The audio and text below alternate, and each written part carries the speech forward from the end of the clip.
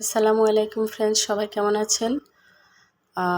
আশা করছি ভালো আছেন। আজকে আমরা এখানে দেশি মুরগির গোশত রান্না করব ইনশাল্লাহ। তো সেজন্য আমি ফার্স্টে এখানে সরিষার তেল দিয়ে নিলাম।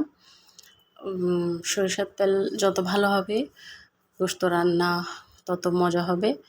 তো আমি এখানে ফার্স্টে সরিষার তেলের মধ্যে পেঁয়াজ কুচিগুলো দিয়ে নিলাম। পেঁয়াজ কুচি একটু বাদামি কালার হলে তারপর আমি মশলাগুলো দেওয়া শুরু করব।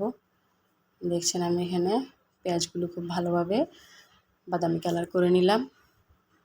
এখন আমি যেগুলো বাটা মশলা ওগুলো ব্যবহার করব, সেজন্য আমি ফার্স্টে আদা, তারপর রসুন এগুলো দিয়ে খুব ভালোভাবে কষিয়ে নিব।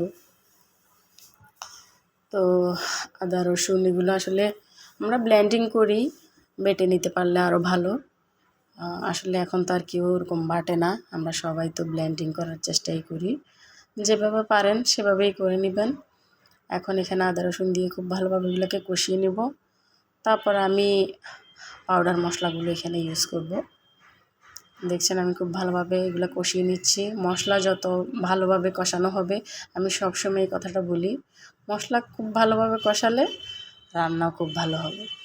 এখানে আমি এখন একটু পানি দিয়ে নিলাম। পাউডার মশলাগুলো দেওয়ার আগে পানি দিয়ে নিলে খুব ভালো। এখন আমি এখানের মধ্যে হলুদ দিয়ে দিব।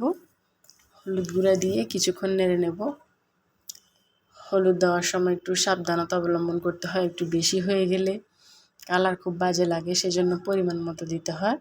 এখন আমি মরিচ দিয়ে নিলাম। মরিচ আসলে ঝাল মরিচের থেকে যদি একটু কালার হয়, চট্টগ্রামে কিছু মরিচ পাওয়া যায় মিষ্টি মিষ্টি, এগুলো আসলে কালারের জন্য ইউজ করে, এগুলো ঝালের জন্য ইউজ করে না। এখন আমি লবণ দিয়ে নিলাম। তো লবণ দিয়ে এগুলো ভালো করে নেড়ে নিলাম। ঝাল আসলে যত কম খাওয়া যায় তাহলেই ভালো, অনেকে ঝাল একটু বেশি খেতে পারে। এখন এখানে একটু সামান্য পানি দিয়ে ভালোভাবে মশলাগুলো আমি কষিয়ে নিচ্ছি। ইচ্ছা করলে অনেকে আবার কাঁচামরিচ ইউজ করে, কাঁচামরিচের রান্নাও আসলে যাদের খেতে ইচ্ছা করে খায়। একটু লাল মরিচটা আসলে কালার, যখন একটু কালারফুল হয়, যখন গোশত তরকারি দেখতে খুব ভালো লাগে, আর কিছুই না। কিন্তু কাঁচামরিচের তরকারি আপনি যদি খেতে পারেন ওটাই স্বাস্থ্যের পক্ষে বেশি ভালো।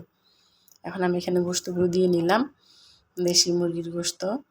আসলে ফার্মের মুরগি যতই খাই না কেন, আমরা দেশি মুরগির গোশতেরই আলাদা একটা মজা। অনেক দিন পরে এখন তো মানুষের অনেক বেশি খাওয়া হয় না এই ধরনের দেশি মুরগি বা কিছু। অনেক দিন পর পর খেলেও বোঝা যায় আসলে ফ্লেভারটা আসলে দেশি মুরগির গোশতের মধ্যেই বেশি। তো এগুলোকে ভালোভাবে আমি কষিয়ে নিচ্ছি। ভালোভাবে কষিয়ে নিয়ে তারপর আমি এখানে পানি দিব। পানি অনেক দেরিতে দিব। চুলাকে একটু মাঝারি করে ওই যে মুরগিতে যে পানি আছে ওই পানি দিয়েই আসলে খুব ভালোভাবে আগে কষায় নেওয়ার চেষ্টা করব। দেখছেন এখানে আমি কষায় নিচ্ছি, বারবার নেড়ে নেড়ে কষায় নিতে হবে। রান্না করার সময় সবসময় কেয়ারফুল থাকতে হয়, হাঁড়ির তলায় যেন না লেগে যায়। কোনো কিছু যখন পুড়ে যায় তখন এটা আসলে আর মজা থাকে না। পোড়া যেই খাবারটা ওটার আলাদা একটা গন্ধ থাকে, ওটা খুবই বাজে একটা গন্ধ, ভালো লাগে না। সেজন্য সবসময় সতর্ক থাকতে হবে রান্না করার সময়। এখন আমার পর্যাপ্ত পরিমাণ কষানো হয়ে গেছে মুরগিগুলো। এখন আমি এখানে ঝোল দিয়ে দিব। ঝোলের ব্যাপারটা একেবারে আপনার নিজের চয়েস, যত বেশি ঝোল খাবেন যত কম ঝোল খাবেন সেটা আপনার ব্যাপার। তো এখন আমি এখানে ঝোল মানে পানি দিয়ে দিলাম আর কি। তো এখন এগুলো এরপরে একটু ভালো করে কষায় নিব। আমি এর আগে এখানে ম্যাজিক মশলা দিয়ে নিচ্ছি।